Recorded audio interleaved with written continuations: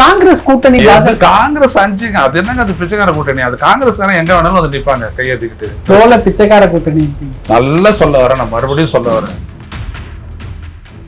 கடித வரத்தை காத்துட்டு இருக்கிறாங்க சில கட்சிகள்லாம். அவங்க வந்துட்டு உடனே அவங்க போறாங்க, சேர போறாங்க, ஆட்சி அமைக்க போறாங்க, பண்ண போறாங்க.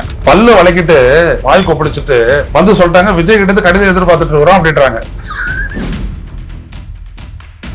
திருமாவளவன் சொல்றாரு, நான் நினைச்ச மாதிரியே தொங்கு சட்டமன்றம் அமைஞ்சிருச்சு, நான் ஊரு போறதுக்கு வாய்ப்பு இருக்கா? திருமாவளவன் தான் சொல்றாரு, நாங்க தாவேக்காவை குறி வச்சு எதுவும் பண்ணல, நாங்க போட்டியிட்டது வந்துட்டு பாஜகவுக்கும் அதிமுக எதிராக தான் நாங்க போட்டியிட்டோம், விஜய்க்கு எதிராக எதுவுமே இல்லை அப்படின்ட்டு இப்ப ஒரு போடு போட்டார. ஒரு கொள்கை பூர்வமான ஒரு தலைவர் அவர் திருமாவளவன். அவர் சொல்றதுக்கே நம்ம வந்துட்டு நீங்க வந்துட்டு டீகோட் பண்ண வேண்டியது இருக்குன்னா ரொம்ப வருத்தமான ஒரு விஷயம் தான். ஸ்டாலின் கவர்மெண்ட் இந்த 5 வருஷத்துல கொடுத்ததை உங்களால எவனாலையும் கொடுக்க முடியாது. சவால் விடுறாங்க. விஜய் வந்துட்டு வேற ஒருத்தன் கபலீகரம் பண்ணிட்டு அவன் இயக்கிறத விட கூட இடதுசாரிகள் மத்தவங்க இருந்தாங்கன்னா அது கொஞ்சம் சேஃப்டியா தான் இருக்கும். இப்படி நம்ம மனசு தேத்திக்கிறது தான். வேற நீ கேள்வி மேல கேள்வி கேட்டுருந்தா நான் என்ன பண்றது சொல்லு. என்கிட்ட இருக்கிறது இந்த தைலம் மட்டும்தான், ஆனா அதுதான் வித்துட்டு இருக்கிறேன். 2500 ரூபாய் பட்டு சாரி, 6 சிலிண்டரு எல்லாமே கிடைச்சிருவாங்க சார். ஃப்ரீ பஸ் பெண்களுக்கு மட்டும் கொடுப்போம். அவர் மேடையில் உட்காந்து சிரிக்காத பேசிட்டாரு, நம்மளால முடியலையே.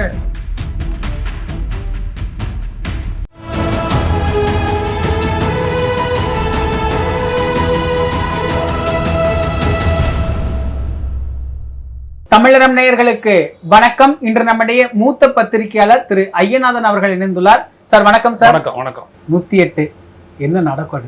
அரசியல் அப்படின்றது ஒண்ணு கொள்கை பூர்வமான கூட்டணி, இன்னொன்னு திரு எடப்பாடி பழனிசாமி சொல்ற மாதிரி கொள்கையற்ற கூட்டணி, தேர்தலுக்கான கூட்டணி, இன்னொன்னு வந்துட்டு வசதிக்கான கூட்டணி. அது ஒண்ணு வரும் இல்லையா? இன்னைக்கு அப்ளிகேஷன்லாம் போட்டாங்களே, கடித வரத்தை காத்துட்டு இருக்கிறாங்க சில கட்சிகள்லாம். அவங்க வந்துட்டு உடனே அவங்க போறாங்க, சேர போறாங்க, ஆட்சி அமைக்க போறாங்க, பண்ண போறாங்க.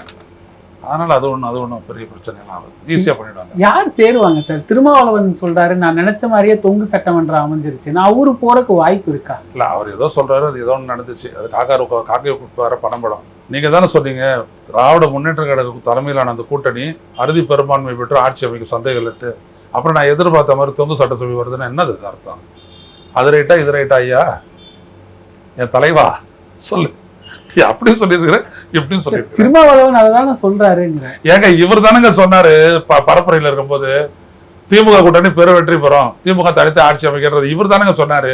ஆனா இடையில 2-3 வீடியோ வருது இல்ல சார்? முன்னாடி வந்துச்சு, நான் காட்டுமன்னார் சொல்றேன், இப்படி ஒண்ணு வீடியோ போடுறதா? அது ஓட்டு போடுறதுக்காக சொன்னாரு, இது கேண்டிடேட்டுக்காக சொன்னாருன்னு எடுத்துக்க முடியுமா? இப்ப இடையில சொன்னதெல்லாம் விட்டுட்டாரு. கொள்கை பூர்வமான ஒரு தலைவர் அவர் திருமாவளவன்.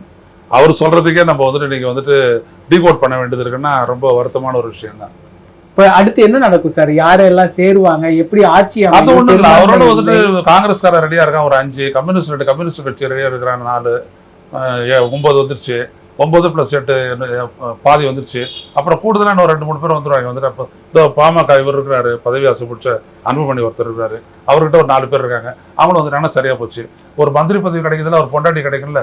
இதெல்லாம் எப்படி சார்? திமுக கூட இணைந்து திமுக ஆதரவு வாக்குகள் அது கூட விட்டுறலாம், தாவேகா எதிர்ப்பு வாக்குகள், தாவேகா வேண்டான்னு போட்ட வாக்குகள், இவங்க இணைந்து அப்படி ஆட்சி. திருமாவளவன் தான் சொல்றாரு, நாங்க தாவேகாவை குறி வச்சு எதுவும் பண்ணல, பரப்புரை பண்ணல, பேசல, செய்யல, போட்டியிடல.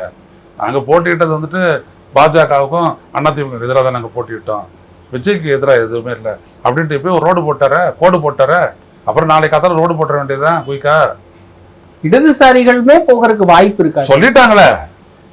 நீங்க எங்க இருந்து வரீங்க? டிவி பார்க்காத இல்ல, அவங்க காலங்கத்திலே இருந்து சொல்லிட்டாங்க. கொள்கை பல்லு வளைக்கிட்டு வாய் கொப்பளிச்சுட்டு வந்து சொல்லிட்டாங்க, விஜய் கிட்ட இருந்து கடிதம் எதிர்பார்த்துட்டு இருக்கிறோம் அப்படின்றாங்க.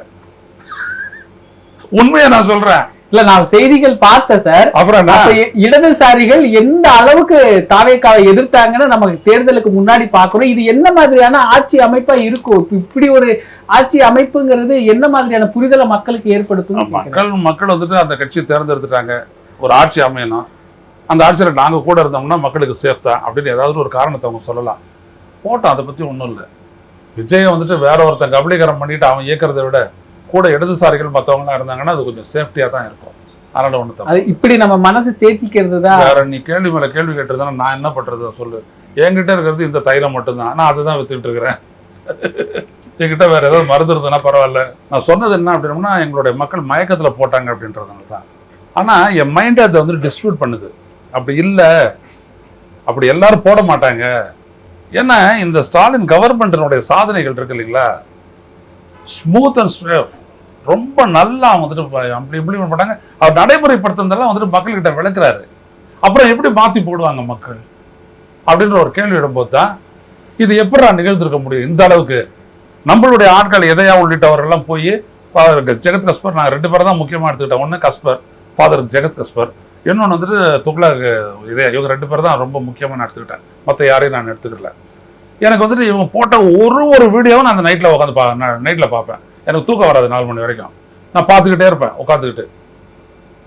தூக்கம் வந்துச்சுன்னா மறுபடியும் ரீப்ளே பண்ணுவேன் அவங்கள. இவங்க 2 பேரத்தை மட்டும் நான் ரீப்ளே பண்ணி பார்த்துக்கிட்டே இருப்பேன். எந்த இடத்துலையுமே நம்மளுக்கு ஒரு திங்கிங் இருக்குதுல பார்த்துக்கிட்டு, அதனால இதை மாறி போகிறதுக்கு வாய்ப்பே இல்லை. ஆனால் போயிடுச்சு. 2ன்றது 108 ஆகாது. அப்படிலாம் ஒன்று நடக்கவே நடக்காது. அப்படி ஒன்று அமையவே கருத்து கணிப்புக்கும் யதார்த்தத்துக்கும் அப்படி ஒன்று ஆகவே ஆகாது. ஸோ வச்சு வேலை செஞ்சுட்டானு. இப்போ அவங்களுக்கு இருக்கிற கெயினை பாருங்க, அதுதான் ரொம்ப இம்பார்ட்டன்ட். இந்த இடத்துல கவனிங்க மக்களே, ஸ்டாலின் இல்லை, தமிழ்நாட்டை 3ஆ பிரிக்கலாம், என்ன பண்ணிடுவார் விஜய்? தமிழ்நாட்டில் மும்மொழி கொள்கைலாம் என்ன பண்ணிடுவார் விஜய்? பல திட்டங்கள்லாம் இருக்குது, அதுக்கெல்லாம் திட்டங்கள்லாம் நிதி குறைக்கிறாங்க, என்ன பண்ணிடுவார் விஜய்? எதுக்கு மூச்சு கிச்சுலாம் விட போறதில்லை. ஒன்னே ஒன்று சொல்லுவார், அது அப்போதானே இருந்துச்சு, அவங்க பண்ணியிருக்கணும், இப்போ வந்துட்டு என்கிட்ட கேட்டா அப்படின்னு சொல்லிட்டு போறாரு. இல்லாட்டி கேள்விக்கே பதில் சொல்லாத போயிட போறாரு. ஒரு பிரஸ்ஸையே சந்திக்காத ஒருத்தர் சீஃப் மினிஸ்டர் ஆயிட்டாரு. மோடியை விட ஒரு கிளாஸ். அப்போ என்ன நீங்க பண்ண முடியும்?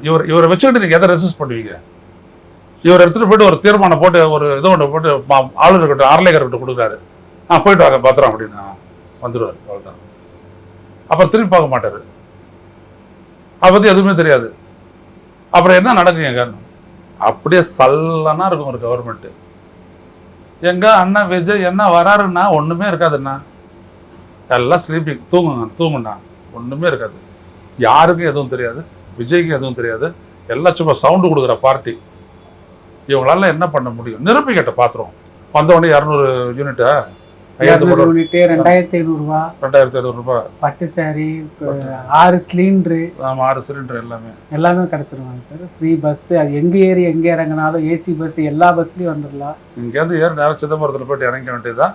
நீ அப்படி வேணா கும்பகோணம் போயிடலாம், நான் வடசேரி போயிடுறேன். யார் வேணாலும். நமக்கு இல்ல, பெண்களுக்கு சார். பெண்களுக்கு மட்டும். சரி, எடப்பாடி தான் ஆண்களுக்கு கொடுக்குறேன், இவர் பெண்களுக்கு மட்டும் கொடுத்துருவாங்க. பெண்களை மட்டும் ஏற்றி விட்டா போறோம். இது எல்லாத்தையும் நிறைவேற்றிருக்காங்க. அவர் மேடையில் உட்காந்து சிரிக்காத பேசிட்டாரு. நம்மளால முடியலையே. விஜய்க்கு இருக்கிற மெச்சூரிட்டி நம்மளுக்கு இருக்குமா? அவர் ஒரு 70 படம் நடிச்சவர், நான் 2 படம் தான் நடிச்சிருக்கிறேன். அதனால என்னால முடியல. 2 படமா சார்? 2 படம் நடிச்சிருக்கிறேன். 3வது படம் வேற நடிக்க போறேன். பெரிய சவால் அதெல்லாம் விஜய்க்கு. அது விடுங்க, அது அப்புறம் பேசிக்கிறோம். சொல்ல வரேன்னா சிரிப்பு வருது, சிரிக்க சிரிக்க சிரிப்பு வருது. மக்களுக்கு வந்துட்டு இந்த வாக்குரிமை பெறறதுக்காகத்தான் இந்த நாடு 180 ஆண்டு கால சுதந்திரத்துக்கு போராட்டம் நடத்துச்சு. சுதந்திர போராட்டம் நடத்தி என்ன நம்மளுக்கு வந்துச்சு? மகாத்மா காந்தி சொன்னார், இந்த வாக்குரிமையை பெற்று தந்தோம் இல்லையா, இதுக்கு தான் இந்த போராட்டம்னாரு. வேறு எதுவும் கிடையாது. ஃப்ரீ பஸ்ஸு, ட்ரெயினில் போகலாம், வாழ்க்கையில் ஒரு 2 முறை ரஷ்யா போயிட்டு வரலாம், அமெரிக்கா, அதுக்கெல்லாம் கிடையாது. இந்த ஒரு ஓட்டு உனக்கு உண்டு, நீ தேர்ந்தெடுக்கலாம். அதில் வந்து கையை வைக்கிறான் ஐயா, அதான் நம்மளுக்கு. மற்றபடி இந்த விஜயை தேர்ந்தெடுக்கட்டும், விஜய்க்கு முதல்ல நாளைக்கு வந்துட்டு வடிவேலை தேர்ந்தெடுக்கட்டும், இன்னும் அவனா வந்தால் நான் அவனோட தேர்ந்தெடுக்கட்டும். இப்போ ஒரு தொகுதி காலியாக போகுது, காலியாக யாரும் நிறுத்தட்டும். இப்போ இன்றைக்கே படம்லாம் போடுறாங்க, வேறு மாதிரிலாம் படம் போடுறாங்க, அதெல்லாம் வருது. ஸோ இதெல்லாம் சகிச்சிக்க வேண்டியது தான், வேறு வழி இல்லை. Strong antibiotics, patient might die but there is no other way. ஆட்சி தொடருமா சார்? காங்கிரஸோட இருந்தா ஆட்சி பாஜக பத்திரமா காப்பாத்தி வச்சுக்குவோம். ஆனா காங்கிரஸ் கூட்டணி வந்தா இது காங்கிரஸ் அஞ்சுங்க, அது என்னங்க அது பிச்சைக்கார கூட்டணி? அது காங்கிரஸ்காரன் எங்க வேணாலும் வந்து நிப்பாங்க கையேத்திக்கிட்டு, பதவிக்காக கையேத்துறவங்க பிச்சைக்கார கூட்டணி. நல்லா சொல்ல வரேன், நான் மறுபடியும் சொல்ல வரேன். ஒரு கூட்டணியில வந்துட்டு எதுக்காக ஒரு வேற போராடினா 3 சீட்டு கூட கேட்டுட்டு போராடுறான். என்ன பண்ண போற? 3 சீட்டை வாங்கி வச்சுட்டு உன்னால ஜெயிக்க முடிஞ்சுச்சா? அந்த இடத்துல ஜெயிக்க முடிஞ்சிச்சான்னு நான் கேட்குறேன். மூச்சு முட்டை போறான்னா ஒரு திமுக காரணம் களத்துல. நீ என்ன செஞ்ச? எதுக்கு 28 சீட்டை வாங்கினேன்? முடிஞ்சதா? பாஜக கிட்ட நீ 27 சீட்டு வாங்கின, எதுக்கு வாங்கின? ஒன்று ஃப்ளூக்கில் ஒன்று அடிச்சுது, அவ்வளோதான். இப்படிலாம் இருக்கிற காட்டில் என்ன நம்ம சொல்ல முடியும்? இப்படியெல்லாம் அதனால அவங்க போயிட்டு வந்துட்டு ஒன்றும் எதிர்த்து கடத்திட மாட்டாங்க. அது ஒன்றும் பாஜக ஒன்றும் கண்டுக்க போறதில்ல. இல்லை பாஜகவும் காங்கிரஸும் வேறுபட்ட கட்சியெல்லாம் இல்லை, பல இடங்களை ஒத்து தான் போவாங்க. கார்பரேட் கிட்ட அடிமை ஆகிறது உட்பட அதெல்லாம் ஒன்றும் பிரச்சனை இல்லை.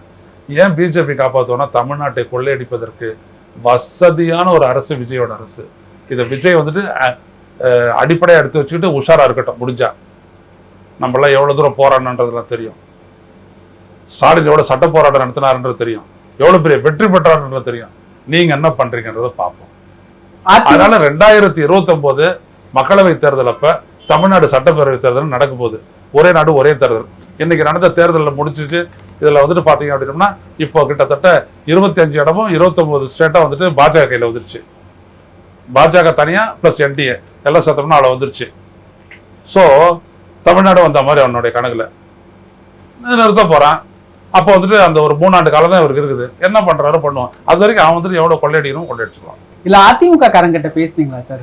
திமுக தோத்துருச்சு அப்படிங்கறத பெருசா கொண்டாடுறாங்க. அவங்க 3ஆவது இடம் வந்துட்டாங்க, தாவேகா வெற்றி பெற்றுச்சு. அது இல்லைங்க, 2 திராவிட கட்சிகளுக்குமே வந்துட்டு ஒரு கிரெடிபிலிட்டி இருக்குதுங்க, ஒரு நம்பகத்தன்மை. அதாவது 2 திராவிட கட்சிகளும் என்னதான் ஊழல் கிடல்னு 1000 சொன்னாலும் அது நாடு முழுவதும் நடக்குது சொன்னாலும் இந்த மக்கள் கிட்ட வந்துட்டு ஆட்சி அதிகாரத்தையும் அதன் மூலம் பல சாதனைகளையும் கொண்டு போய் சேர்த்த கட்சிகள் இது 2.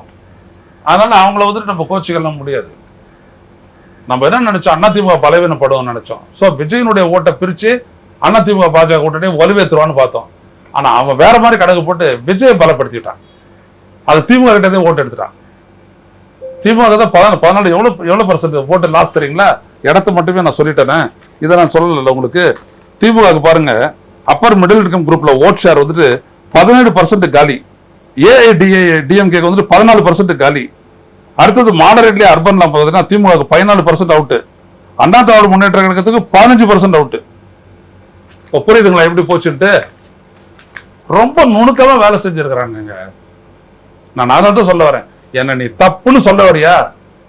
எண்ணுங்கடா விவி பேட எண்ணி முடியும். இன்னும் 1 வாரம் இருக்குது, அதுக்குள்ள அது அழிஞ்சு போயிடாது. 1 மாசம் ஆகுது அழியறதுக்கு. எண்ணுங்கடா, தைரியம் இருந்ததுன்னா எண்ணுங்க நீங்க, அப்புறம் பாத்துக்கலாம். தமிழரம் நேயர்களுக்கு வணக்கம். இன்று நம்முடைய மூத்த பத்திரிகையாளர் திரு ஐயநாதன் அவர்கள் இணைந்துள்ளார். சார் வணக்கம் சார். வணக்கம். வணக்கம். வாக்கு என்றதுக்கு முன்னாடி விஜய் கண்டிப்பா தோற்பாருங்கிறதா நிதர்சனம். அதுதான் எல்லாரும் வச்சது. ஒருவேளை தாவேகா தோற்றுறது அப்படின்னா அவங்க வந்து மேனிபுலேட் பண்ணிட்டாங்க, இவிஎம் பாஜகவோட திமுக கூட்டு சேர்ந்து பண்ணிருச்சுன்னா சொல்லுவாங்கிற லெவலுக்கு நம்ம எல்லாம் பேசி வச்சிருந்தோம். இப்போ இது வந்து திமுக சார்ந்து இல்ல மேனிபுலேஷன் அப்படின்ற ஒரு வார்த்தையை நீங்க ரொம்ப லிபரலா யூஸ் பண்றீங்க. இளந்தரையான்னு ஒரு நல்ல ஜேர்னலிஸ்ட் நான் அதுக்காக சொல்ல வரேன். மனிப்புலேஷன் அப்படின்றது என்ன அப்படின்னோம்னா, நான் ஒரு கருவியை தரேன், என்னுடைய கருவியை வந்துட்டு நீங்க நம்பி அதை பயன்படுத்தணும் அப்படின்றேன். இதுதான் இங்க பிரச்சனை. இந்த தேர்தல் ஆணையம் ஒரு கருவியை முன்னாடி எடுத்து வைக்குது, அதோடைய ஃபங்க்ஷனிங்கை பத்தி எனக்கு எதுவுமே தெரியாது. அந்த மாதிரி உங்களுக்கு ஒரு செல்போன் ஒன்று கொடுத்தா நீங்க ஒத்துக்குவீங்களா? இப்படியாப்பட்ட செல்போன் அதை பார்த்து ஆஃப் பண்ணு, இதை பார்த்து அது இது பண்ணு, இதை பார்த்து இது கன்வெர்ட் பண்ணு, இதெல்லாம் வந்துட்டு தேவையில்லை, டிலீட் பண்ணு, 1000 விஷயத்த சொல்றேன். அப்பதான் இதை பயன்படுத்த முடியும். அப்படி இருந்துமே நான் என்ன பேசுறேன் அப்படின்றது எல்லாருக்கும் தெரியுது. நான் சொக்காயை பத்தி பேசுறேன், உடனே சொக்காயை பத்தி அட்வர்டைஸ்மெண்ட் வரும். நான் கோவணத்தை பத்தி பேசுறேன்னா ஜெட்டியை பத்தி அட்வர்டைஸ்மெண்ட் வருது. இதெல்லாம் எப்படி வருது? அதுலேயே இவ்வளவு வருது. ஆனா என்ன, இளந்திரைங்கிற நம்பர் போட்டேன்னா இளந்திரைங்க தான் வருது. அது ஒரு சிவகுமாருக்கு போறது இல்லை. இங்க அப்படி இல்லை. இங்க நான் திமுக போட்டேன்னா அது விஜய்க்கு போய் விடும். இப்போ திமுக எப்படி 15% ஓட்டை இழந்துச்சு, அதுலயே அந்த அனாலிசிஸ்ல நீங்க பாருங்க. டிஎம்கே ஹஸ் செக்யூர்டு 31% ஆஃப் ஓட்டு 2 இடத்துலையுமே. அர்பன் மிடில், அர்பன் ஹைலி அர்பன்ல 2 பாத்தீங்கன்னா 31% ஓட்டு. அண்ணா திராவிட முன்னேற்ற கழகம் வந்துட்டு பாத்தீங்க அப்படின்னா மேல வந்துட்டு 17%, அடுத்தபடியா பாத்தீங்கன்னா 25%. இவங்கிட்ட பாத்தீங்கன்னா 46.5, அடுத்தபடியா 38.73. என்ன பண்ணுவ நீ? அதிகமான கான்ஸ்டிடியூன்சி எங்க போதுங்க, அடிப்படுதுங்க. இப்ப புரியுதுங்களா அந்த பர்சன்டேஜ் ஆஃப் ஓட்ஸ் எப்படி அதாவதுன்னு? இப்போ இது உழுந்துச்சா இல்ல போடப்பட்டதா? நான் எப்படி கன்ஃபார்ம் பண்றது சொல்லுங்க? இந்த இன்ஸ்ட்ருமெண்ட்ல இருக்கக்கூடிய சிப் இருக்குது இல்ல, விஜய்க்கு அது நல்லா தெரியும். அதனாலதான் பேசுறேன். ஏன்னா என்னடா அது நம்மளை வாழ்த்துற மாதிரி பேசுறதை விட்டு இவங்களாம் இந்த மாதிரி பேசுறாங்கன்னு ஒரு நாள் நான் அவரை பார்த்துருக்கேன், பழகிருக்கேன் இல்லையா, ஒரு 6 மாசம். அதுக்காக சொல்ல வரேன். அதெல்லாம் ஒரு சிப் ஒன்று இருக்கு, சோர்ஸ் கூட அதில் பேர்ன் பண்ணியிருக்காங்க. அது என்னன்னு இன்ன வரைக்கும் நமக்கு தெரியாது. இப்படிதான் அது ஃபங்க்ஷன் ஆகும் அப்படின்னு தெரியவே தெரியாது. ஆனா அதை பயன்படுத்திக்கிட்டு இந்த நாட்டில் தேர்தல் நடத்திக்கிட்டு தேர்தல் முடிவுகளை சொல்லி வெஸ்ட் பெங்காலை மோடி கைப்பற்றி விட்டார். அப்படி எப்படி இதெல்லாம் தமாஷா இல்ல இதெல்லாம்?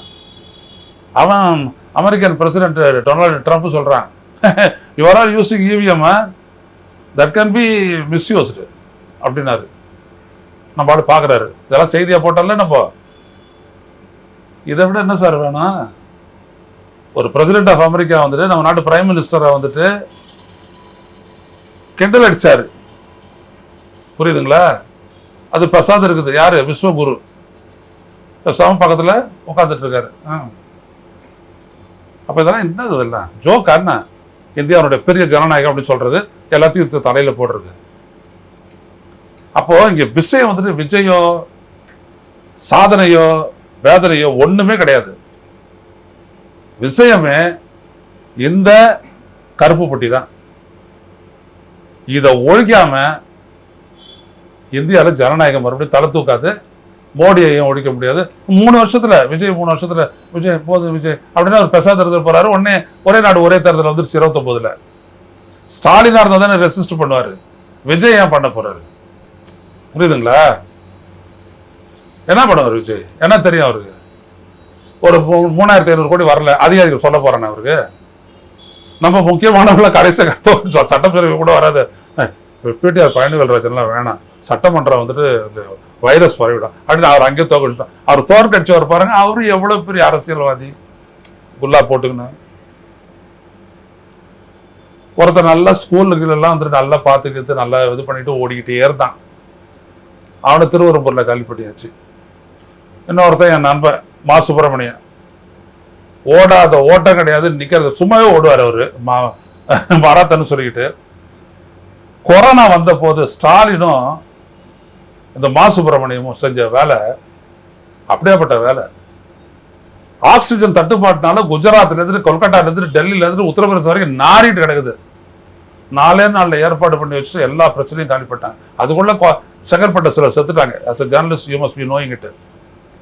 ரைட்டுங்களா? அவ்வளோத்தையும் சரி பண்ணி இந்த நாட்டில் மட்டும்தான் அந்த டாக்டருங்க களைப்படைஞ்ச அந்த டாக்டர்களை எடுத்துட்டு போயிட்டு தங்க வைக்கிறதுக்காக ஹோட்டல்ல ரூம் போட்டது. நல்ல விடுதியில ரூம் போட்டு அங்க 24 மணி நேரமோ 48 மணி நேரமோ நீ ஓய்வு மட்டும் எடு. யாரையும் ஐசோலேஷன்ல வேற இருக்கணும், அவங்க வீட்டுக்கு போக முடியாது. அந்த இடத்துல ஐசோலேஷன் வச்சு அவங்கள சாப்பாடு போட்டு நல்லா வளர்த்து டாக்டருங்க சாவறதெல்லாம் குறைஞ்சிதுங்க. சும்மா சொல்றாங்க ஸ்டாலின் ஆட்சி டே உங்களால கொடுக்க முடியாதுடா. ஸ்டாலின் கவர்மெண்ட் இந்த 5 வருஷத்துல கொடுத்ததை அவங்களால எவனாலையும் கொடுக்க முடியாது. சவால் விடுறான் இன்னைக்கு. ஏன் அப்படின்னம்னா இந்த government has shown sincerity towards the people. இந்த மக்களை நோக்கி ஒரு நேர்மையா செயல்பட்டுச்சு. அதான் இங்க முக்கியம். ஒண்ணு வேணா நம்ம இப்ப இருக்கான நம்ம ஆளு டாக்டர் ஆயிரம்விளக்கு எம்எல்ஏ நாகநாதனோட பையன் என்னாம செயல்பட்டார். அவரு ஒரு சட்டமன்ற உறுப்பினரா என்னெல்லாம் இந்த மக்களுக்கு செய்ய முடியுமோ அவ்வளத்தையும் செஞ்சாரு. நான் தோற்கடிச்சேன். இப்ப இது மக்கள் தோற்கடிச்சாங்கன்னு நான் நம்புறதா? ஏன்னா 2 கோடி திருடனுங்க இருக்கிறாங்க மேல, அவங்க கிட்ட கண்ட்ரோல்ல இது இருக்குது. நான் எப்படி இதெல்லாம் ஒத்துக்க முடியும்? இப்போ நான் சவால் விடுறேன். சும்மா வார்த்தையை விடுறாருன்னு நினைக்காதீங்க. நான் 70 வயசு ஆயிடுச்சு. பார்த்துருக்கேன் போர்டில் என்ன போட்டிருக்கேன், truth only the truth nothing but the truth the absolute truth. எனக்கு உண்மைதான் வேணும். உங்களுக்கு தைரியம் இருந்துச்சுன்னா அந்த விவிபேட் என்னங்கடா ஒரு 50 தொகுதிகளில் எண்ணி முடிவு அறிவிங்க. அரசியல் எல்லாம் விட்டுறேன். நான் விட்டுட்டு நீங்க வேணா கேட்டீங்க, நான் தூக்க மாட்டேன் விட செத்து போயிடுறேன், ஒரு கவலையும் இல்லை. ஆனா திருட்டு பசங்க அது நியாயமா அந்த தேர்தல் நடந்ததுன்னு மட்டும் அளக்காதீங்க. நான் விஜயை குறை சொல்ல தயாரா இல்லை. ஜெயிச்சவனும் தோத்தவனும் அதை பத்தி கவலை இல்லை. யார் வேணாலும் செய்யட்டும். யார் வேணாலும் இப்போ ஸ்டாலின் கூட தோத்தார், அதை பத்தி கவலை இல்லைன்னா அண்ணன் தோத்தது இல்லையா, பெருந்தலைவர் காமராஜர் தோத்தது இல்லையா? அதனால ஸ்டாலின் தோத்ததுனால ஒன்றும் ஆயிட மாட்டாரு. மறுபடியும் ஒரு பலம் பெறுவார், வருவாரு, நிற்பாரு. அந்த கட்சிக்கு அந்த பலம் உண்டு, ரெசலியன்ஸ்னு அதெல்லாம் பவுன்ஸ் பேக். ஒரு தட்டு தட்டானா அதை விட அதிகமா ஜம்ப் ஆகிற பந்து தான் திராவிட முன்னேற்றம் கிடையாது. அதெல்லாம் பிரச்சனையே கிடையாது. அதெல்லாம் ஒன்றும் கிடையாது.